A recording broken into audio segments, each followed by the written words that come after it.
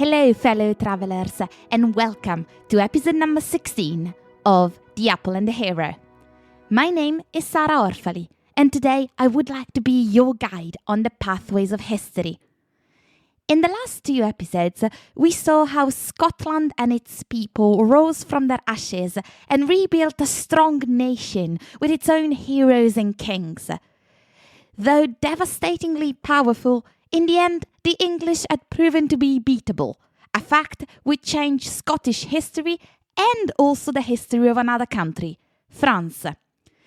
In 1337, England started a war with its neighbour on the other side of the Channel, which should have been nothing more than a quick conquest to secure lands which were already in English possession, but turned out to be a very long affair with mixed successes on both parts, which is commonly known today as the 100 Years' War, even though it lasted more than a century, 116 years to be precise, and most of these years were spent in relative peace.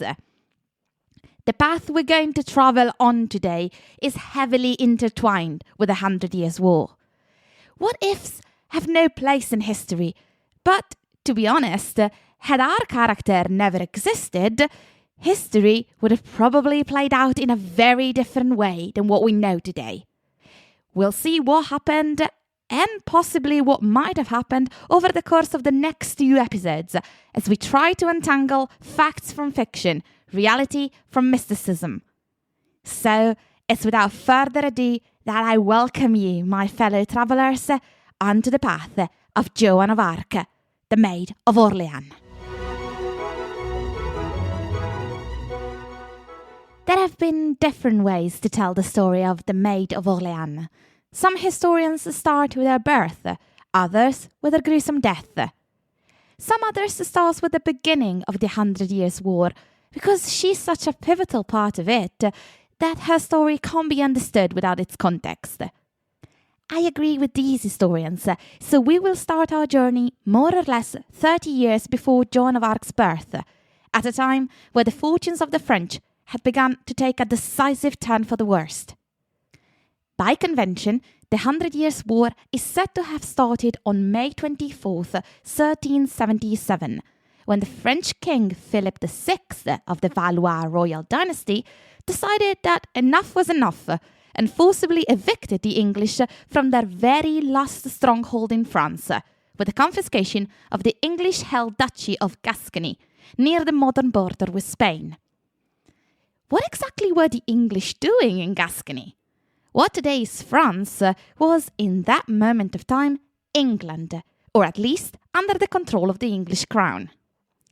It had all started in 1066, when the Duke of Normandy, Guillaume le Bâtard, crossed the Channel to become William the Conqueror.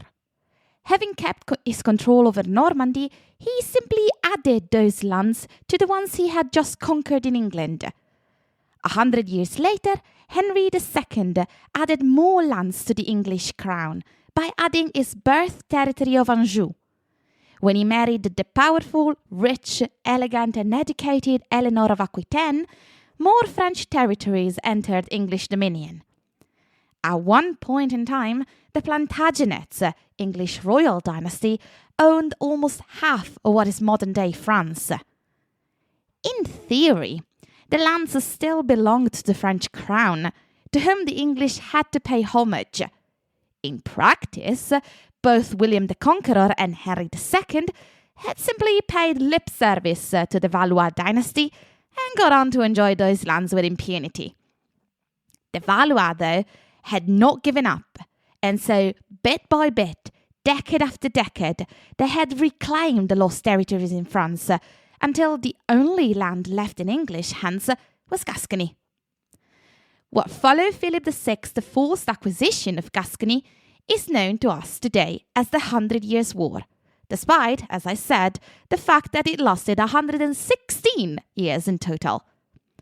This war is the backdrop for the story of Joan of Arc herself, for it is in this war that she had their chance to shine brightly enough to come out from the darkness of history. When this young girl joined the military efforts, the war had been going on for almost 9 decades.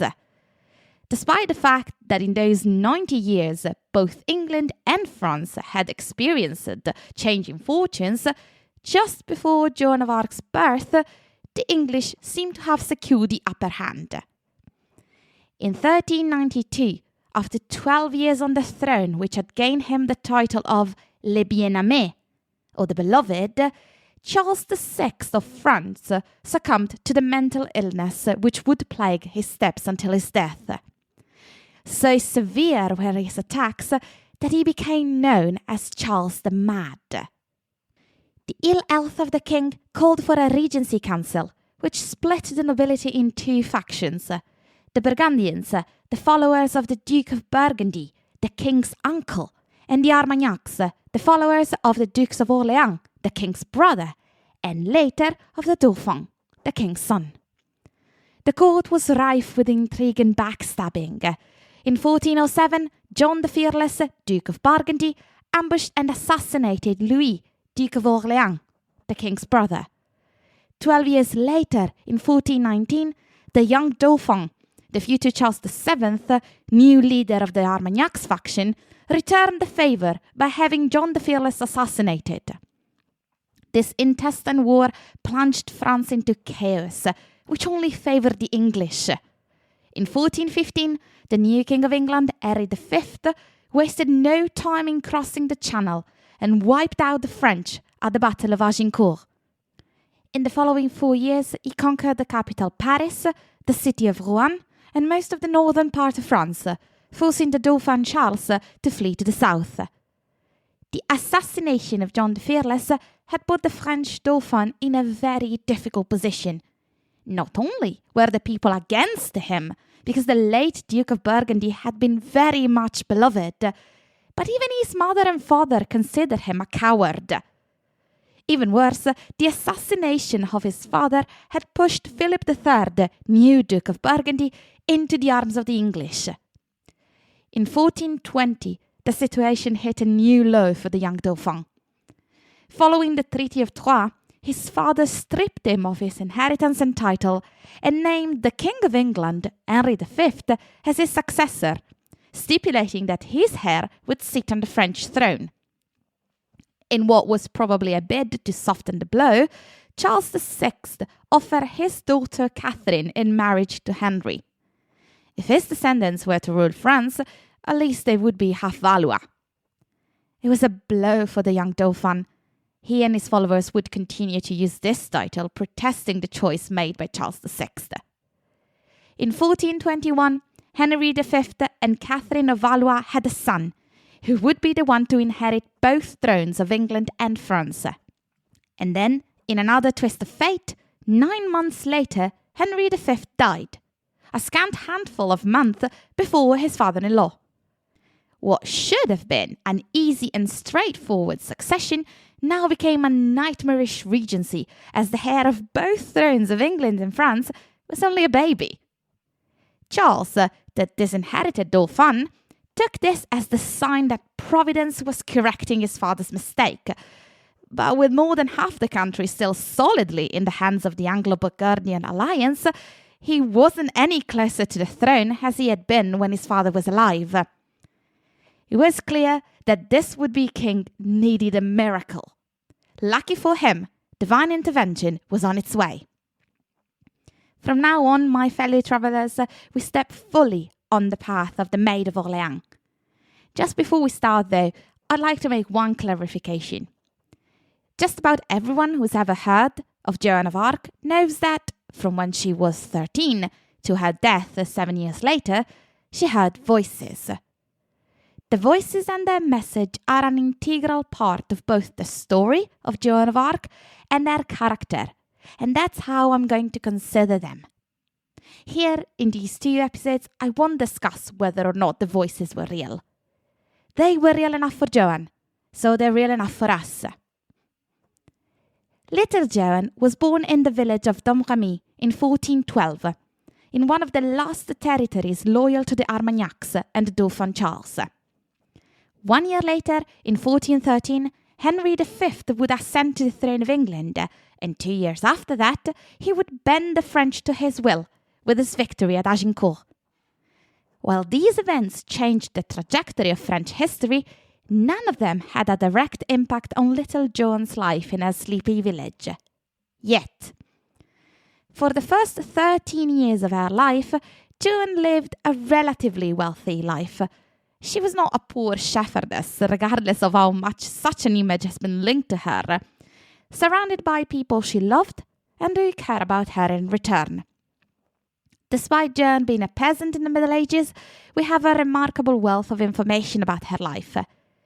Everything that we know about her comes from just two sources: the trial which condemned her to death and the trial which rehabilitated her 20 years later. The first trial even lets us hear her voice, which rings unimpeded from the pages. The rehabilitation trial, on the other hand, gives us a chance to know her through the eyes of the people who had known her. Both are irreplaceable sources, allowing us to come closer to the Maid of Orleans. According to those sources, Joan was a normal girl. If there was anything unusual about her, it was the fact that, even for the Middle Ages, she was unusually devout. She rarely missed hearing Mass daily, and whenever she would hear the bells ring, she would go down to her knees in prayer, even when she was out in the field. She would go on pilgrimages in her local area, and she rather prefers spending her time in a church than dancing and playing with the other children. While her devotion was, in a way, unusual, it might have actually run in the family. Her mother's surname, Romé, suggested that she or someone in her line had gone to Rome on a pilgrimage, which, considering that it was the Middle Ages, it was quite the undertaking. Apart from her strong faith, nothing else suggested that young Joan was destined to more than a quiet life in the country, married to a man of her father's choice. And then, the war which had spared the region until that moment came knocking at their doors. In 1425, Domremy was attacked, the cattle was stolen, and the villagers were forced to seek shelter with family or acquaintances in other villages. Joan spent some days with her godparents before returning home. As it's easy to imagine, such an attack led to a sentiment amongst villagers that the English needed to be expelled from the country. There was nothing remarkable or particularly interesting about this raid, except for the fact that Joan had her first vision after it. As she herself recounted during her trial, one day she heard the bells of the little church of Domremy ring, and suddenly she saw a bright light coming from the corner of her eyes, and she heard a male voice speaking to her. As she later testified at her trial, the figure which appeared before her was that of the Archangel Michael, surrounded by angels. The first apparition asked nothing of her, just conveyed God's desires that she stayed in his grace. Joan said that after St. Michael left, she wept bitterly, for she had wanted him to take her away. During the first of these visions, which would remain with her and advise her throughout her life, the Archangel Michael had come alone, but he would later be joined by St. Catherine and St. Margaret. Joan never specified who exactly these two saints were, but historians are mostly agreed that they must have been St. Margaret of Antioch and St. Catherine of Alexandria, the two most known female saints in the region with those names. Both St. Margaret and St. Catherine were known as virgin saints, who were tortured and martyred for their beliefs, but managed to preserve their virtue to the death. Though not asked by the voices, Joan testified in her trial that she had sworn a vow of virginity to them. In the Middle Ages, vows, especially those sworn to God or the saints, were binding. So when a young man from her village accused Joan of having broken a marriage promise to him, she stated that it could have been true, since she had sworn to remain a virgin. In the end, his case was dismissed by an ecclesiastical court. At the beginning, the voices only encouraged Joan to keep her faith, to remain in God's grace. But then, as the war progressed and came closer and closer to Joan's daily life, they suddenly changed focus. We don't have a precise date, but at some point, most probably around the beginning of 1428, the voices started telling Joan that she had an important mission, and that her mission was to seek out the Dauphin, still safely ensconced in the south of France, playing court with a few nobles still loyal to him and praying for a miracle, lead his troops to victory against the English, and have him crowned as the rightful king of France. Easy, right? Joan didn't let herself be discouraged by the situation around her.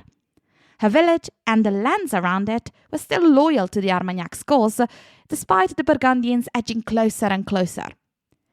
To reach the Dauphin, Joan would need to cross Burgundian lands for days, a feat which seemed nigh on impossible, especially for a peasant young girl with no connections, no horse, and no escort. Most of us would have probably just given up, but Joan felt that she had been chosen by God to fulfill his wishes, and she wasn't going to be stopped by mere technicalities like enemy territories between her and her objective. Up until this point, Joan had not told anybody about the voices. It wasn't because, as one might imagine today, she was scared that people would think her mad. Hearing voices was not so uncommon in the Middle Ages, and being a female mystic in the south of France in that historical moment was almost in fashion. Already 2 other young women had been welcome at the Dauphin's court because of their prophecies, so Joan would have been in good company. Still, the young girl didn't say anything, and throughout the rest of her life, she would always be reluctant to share too many details about the voices and what they told her. Whatever the reasons, she didn't confide in her immediate family. But it soon became clear that she needed help if she wanted to fulfill her mission. And so, in May 1428, she asked her uncle, who was married to a family relation, to take her to the nearby town of Vaucouleurs.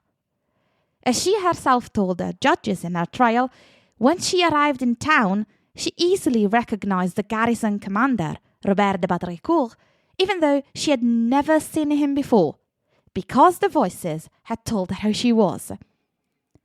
Upon meeting him, Joan told him bluntly that she needed to come into France and meet the Dauphin.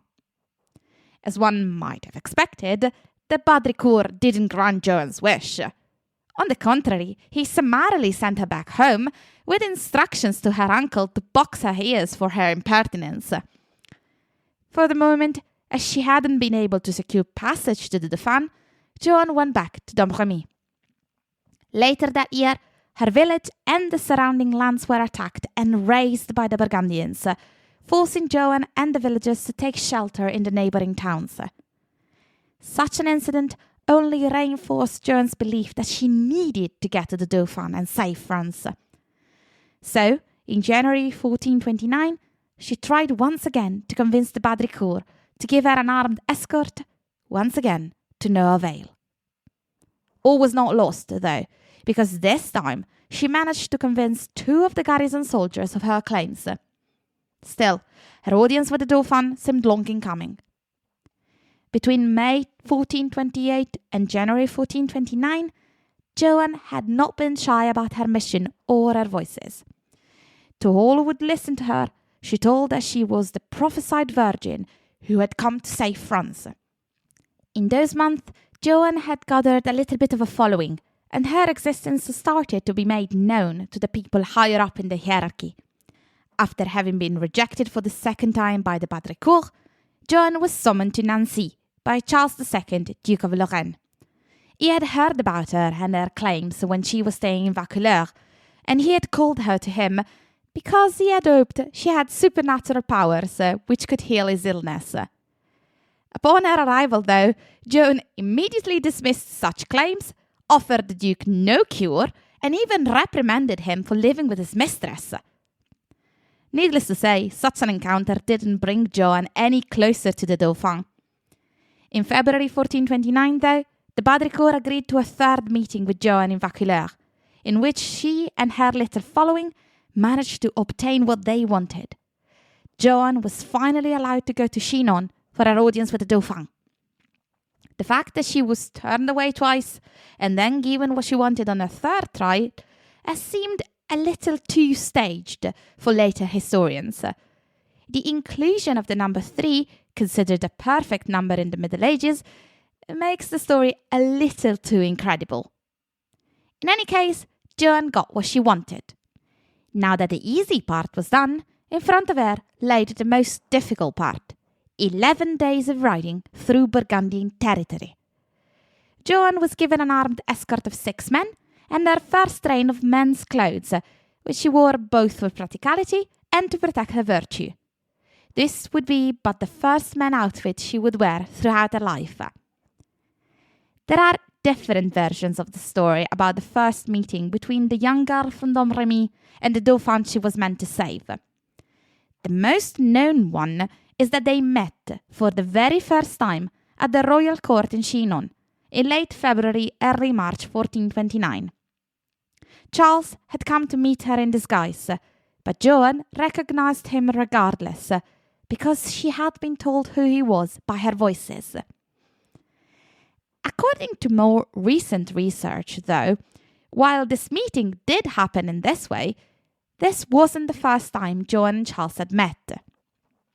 Robert de Baudricourt had given Joan permission to leave and had granted her an armed escort, but a meeting with the Dauphin in person would not have been something he could have freely granted.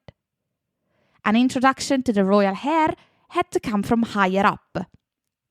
As I've already mentioned, there had been 2 other young mystic women at the Dauphin court, both of them invited by the Dauphin's mother-in-law, Yolande of Aragon. She had been, and still was in that moment, one of the driving forces behind feudal Charles VII's throne, and she wasn't above using a little mysticism if it helped their cause. One of the other 2 women, Marie Robin of Avignon, had had a vision promising that an armed virgin would come forth to save France. When Joan appeared on the scene, it was clear to Yolande that the prophesied virgin had come.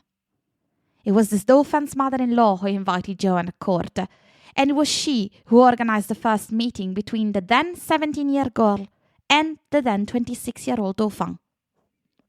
Contrary to the legends, their first meetings was private, and they were very much introduced to each other. Joan must have flamboyantly declared her intent and her mission, but I imagine the Dauphin would have been a little more skeptical about it. Hearing voices, as I said, was not uncommon in the Middle Ages. What scared people, though, was the fact that not all voices came from God. Before getting his hopes high, the Dauphin needed to be sure that Joan was not counselled by the devil. To know for certain, Joan needed to be examined. She was sent to Poitiers, where a council of theologians declared her a good person and a good Catholic, and then sent her to Tours, where the Dauphin's mother-in-law and her ladies physically ensured that she was a virgin, as she declared herself to be. From then on, she would style herself as La Pucelle, or the maid. With confirmation that she had indeed been visited by God, and that God wanted France securely in the hands of the lost true Valois, Joan was introduced to court. To ensure that she would be believed by all, a bit of theatrics were introduced, which passed down into legend as the first meeting between Joan and the Dauphin. The trials in Poitiers and Tours had dispelled the Dauphin's doubt about Joan, but the court would need a little more convincing. Charles set his theologians to find any scrap of information which could help convince them, and they delivered by unearthing a prophecy from Merlin, yes, King Arthur's Merlin, which stated that a virgin carrying a banner would put an end to France's sufferings. I don't know why a prophecy from a legendary wizard would put the court's doubt at ease, but it did the job. Still, believing that she had a mission from God wasn't the same as putting her at the head of an army, like Joan loudly requested. In the end, though, the maid fussed enough and collected enough of a following, inspired by her devotion, that Charles decided to try her out. At the moment, the Armagnac city of Orleans was under siege by the Burgundians. The Dauphin forces had the situation in hand, and were about to send supplies to the city, prepared for a long siege. Charles' advisors thought this could be the perfect opportunity to see what Joan the Maid could do. The Dauphin had brilliant white plate armour commissioned for her, a nod to her virginal status, and Joan herself is said to have designed her banner.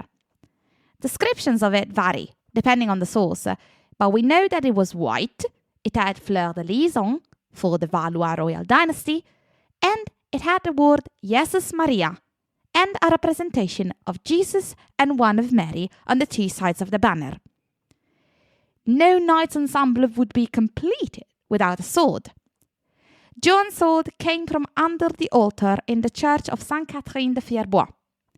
The maid claimed that the location of the sword had been disclosed to her by the voices, but it might have also been possible that she had known of the existence of the sword beforehand, since she was an assiduous visitor of the church in question. Whatever the case, in the last week of April 1429, a fully decked Joan joined the relief forces headed to Orleans. Before beginning her journey to the besieged city, she dictated a letter to the Duke of Bedford, uncle to the current English king Henry VI and ruler of the French territories, warning him in no uncertain terms that she was sent by God to drive him and his forces out of France. There was no response to the letter that we know of, but I imagine that the Duke of Bedford did not lose any sleep over it. The Dauphin, the court, and the military commanders didn't expect anything from Joan. She'd been sent to Orleans as a mascot, more or less. She was to raise the troops' morale by telling them that God was on their side, and then stay as far away from the front lines as she possibly could. Evidently, the memo hadn't reached Joan, because the maid wanted to be included in the war councils. God had given her the mission to lead the Dauphin's men, and no mortal could keep her away. In the end, she managed to turn the commander, Jean de Dunois, known as the Bastard of Orleans, to her cause. But still, this didn't land her any formal command. It was no matter. Joan defied every expectation. She was always in the thick of the battle, her banner flying in the front lines, raising morale everywhere she went. When the Armagnacs seemed to falter, she was there to bolster their courage. When they wanted to retreat, she persuaded them to launch another attack. On the 7th of May, Joan was struck by an arrow in the neck. She was bodily carried away from the front lines, and all seemed lost. And then she once again returned to the battlefield, wound barely bandaged, and encouraged the soldiers to attack once again. This would later be known as the final assault that took the fortress of Orleans. On the 8th of May, the English retreated. The siege had ended. The French had won. At the Dauphin's court, Joan the Maid had declared she'd been sent by God. At Poitiers, the finest theologians had asked her for a sign to prove her claim. She then told them she would give them a sign if she was sent to Orleans. A week later, she had delivered. The lifting of the siege proved without a doubt that God was on the Dauphin's side and that he had sent Joan to carry his will. To the French, at least. To the English, what Joan had done only proved that she was in league with the devil. After the success of Orleans, Joan immediately insisted that the Dauphin and his forces should promptly advance towards Reims, where Charles could finally be crowned king. This was, after all, the second part of her mission the voices had imparted on her. The fact that Reims was fully into the Anglo-Burgundian territory was a detail which the maid completely ignored. If they needed to fight the Burgundians every step of the way, then so be it. Joan was more than ready. I imagine that the Dauphin would have been slightly less enthusiastic at the prospect. Sure, an official coronation might have sounded splendid in theory, but was it really worth the possibility of losing it all? Still, the maid had brought the promised results, so why not let her try? Worst came to worst, she would fail, and Charles would basically be at the same point he had been for the past decade. So, no harm done. Charles allowed Joan to accompany the army under the command of John II, Duke of Alençon. Like the bastard of Orleans before him, Alençon was taken by Joan and worked with her and heeded her advice. I want to stress it again. A seasoned veteran of war was taking advice by a teenager with little to no experience, declaring she was on a mission for God. And as much as this shouldn't have worked, it did. And what became known as the Loire campaign was a series of successes for Joan and Alençon. Like at Orleans, Joan was always in the thick of the action, loudly encouraging the men, and always taking the most forward and direct approach. Subterfuges and backdoors were not a forte. She usually came into the front door in a direct assault. This obviously put her in danger more often than not. In the battle to free the town of Jargeau, she began scaling the wall with a siege ladder with her banner in her hand, only to be hit squarely on the head by a stone, which managed to split her helmet. No lasting damage was done, but still it was reckless. During her time on the battlefield, Joan bulldozed her way through every possible convention in the Middle Ages. She was a woman on the battlefield. She wore men's clothes and liked it, which I understand women's fashion at the time was uncomfortably unwieldy. She went around carrying a sword. She forbade the men to swear. Hardened soldiers bowed in front of her request. She even banned prostitutes from camp. It didn't matter that this was how things had always been done. She was doing them differently, and people followed her. By the end of June 1429, Joan and Alençon had secured a way for the Dauphin to reach Reims.